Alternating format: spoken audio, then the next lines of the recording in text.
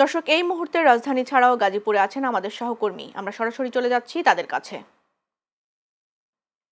শুরুতেই যাচ্ছি রাজধানীর ডিএল বিমানবন্দরে। সেখানে আছেন সহকর্মী শান্ত মাহমুদ। তার কাছ থেকে জেনে নেব সেখানকার ফিলিং স্টেশনের সবশেষ অবস্থা।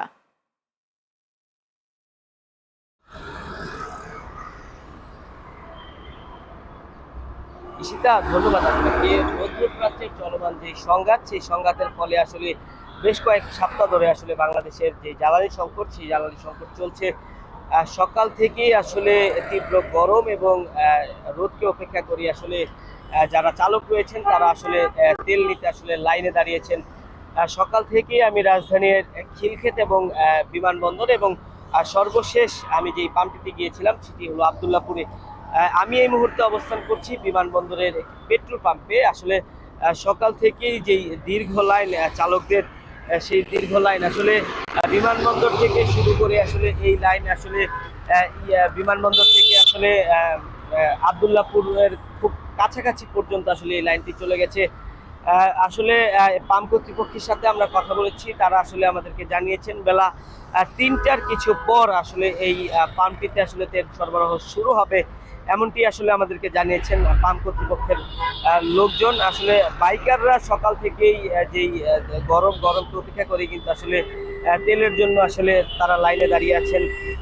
আমরা তাদের সাথেও কথা বলেছি, তারা আসলে আমাদেরকে জানিয়েছেন যে আসলে এই তেলের জন্য আসার কারণে আসলে তাদের দীর্ঘ একটি ভোগান্তি পোহাতে হচ্ছে। সরকার আসলে ইতিমধ্যে বলেছেন যে দেশের বাজারে কোনো প্রকার জ্বালানি সংকট নেই, কিন্তু আসলে যারা আসলে তেল গ্রহীতা আছে তারা আমাদেরকে জানিয়েছেন একটি কালোবাজারি চক্রের হাতে দেশের হাজার হাজার লিটার তেল চলে যাচ্ছে।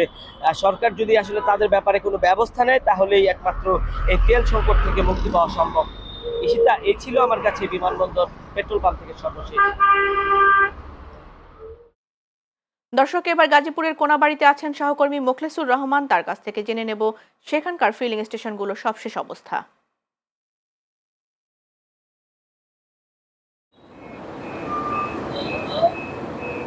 কৃষিতে আপনি জানেন যে সারা দেশের ন্যায় গাজীপুরের কোনাবাড়িতেও কিন্তু জ্বালানি সংকট রয়েছে। জ্বালানি সংকটের কারণে কিন্তু যে মোটরসাইকেল বাইকাররা রয়েছেন তারা কিন্তু পেট্রোল এবং অকটেন পাচ্ছেন না। তারা ঘন্টার পর ঘন্টা কিন্তু লাইনে দাঁড়িয়ে থেকেও সেটি কিন্তু পাচ্ছেন না।